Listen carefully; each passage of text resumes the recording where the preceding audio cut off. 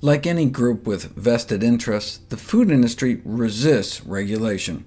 Faced with a growing scientific consensus that salt increases blood pressure, major food manufacturers have adopted desperate measures to try to stop governments from recommending salt reduction. Rather than reformulate their products and save lives, manufacturers have lobbied governments, refused to cooperate, encouraged misinformation campaigns, and tried to discredit the evidence. After all, salt is the main source of flavor in processed foods. Of course, they could improve the flavor by adding real ingredients, but like making a Pop-Tart with actual strawberries would be more expensive, cut into profits. The evidence that they're trying to discredit includes double-blind, randomized trials dating back decades. You take people with high blood pressure, put them on a sodium-restricted diet, and their blood pressure drops.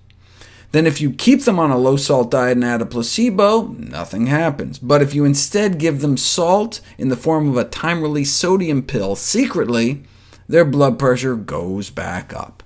And the more sodium you secretly slip them, the higher their blood pressure climbs. Even just a single meal can do it. If you take people with normal blood pressure, give them a bowl of soup containing the amount of salt a regular meal might contain, and your blood pressure goes up over the next 3 hours compared to the same soup with no added salt. Why, though? High blood pressure appears to be our body's way to push out excess salt out of our system. Dozens of such studies have been done, showing that if we reduce our salt intake, we can reduce our blood pressure, and the greater the reduction, the greater the benefit.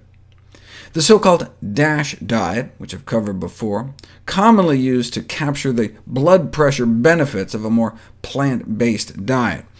But how do we know the benefits had anything to do with eating less salt instead of just eating more fruits and vegetables? Because it was put to the test. Sure, eating healthier lowers blood pressure no matter how much salt we eat, but even if we stick to the same diet, lowering salt helps independently of other dietary improvements. You can do this on a community level. You take two matched villages that both start out about the same. In the control village, on average, blood pressures went up or stayed the same. But in the village where they were able to cut down on salt intake, blood pressures went down. Whereas if we don't cut down, a chronic high salt intake can lead to a gradual increase in blood pressure throughout life, as shown in the famous InterSalt study. 52 centers from 32 countries participated with hundreds of participants each, and 4 of those centers were in populations that ate so little salt they actually complied with the American Heart Association guidelines for salt reduction. Something less than 1% of Americans achieve. In a population where everyone makes the cutoff, not a single case of high blood pressure was found, not one case of high blood pressure. But not only that, the older folks had the same blood pressure as the teenagers.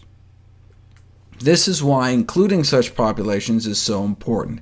If you just look at the 48 centers in the industrialized Western world, there does not appear to be any relationship between rising blood pressure with age and how much sodium people are getting every day, right? It just looks like a random assortment of dots. Now, the salt industry looks at this and says, aha! See, I told you so. No relationship between salt and increasing blood pressures as you get older. But maybe that's because they're all getting too much salt. The American Heart Association recommendation is that everyone get their salt intakes under here. So they're all way over. You can imagine a similar result if this was instead lung cancer rates versus packs of cigarettes smoked every year. Whether you smoked 150 packs a year or 200 packs a year, it might not make much of a difference. To see a relationship between smoking and cancer, you'd have to compare smokers to those who rarely light up. And indeed, if you add in those low-salt populations that get little or no high blood pressure as they get older, and you end up with a highly statistically significant relationship between increasing sodium and increasing blood pressure. but only if you include people that actually comply with the SALT guidelines. As with so many lifestyle interventions, they only work if you actually do it.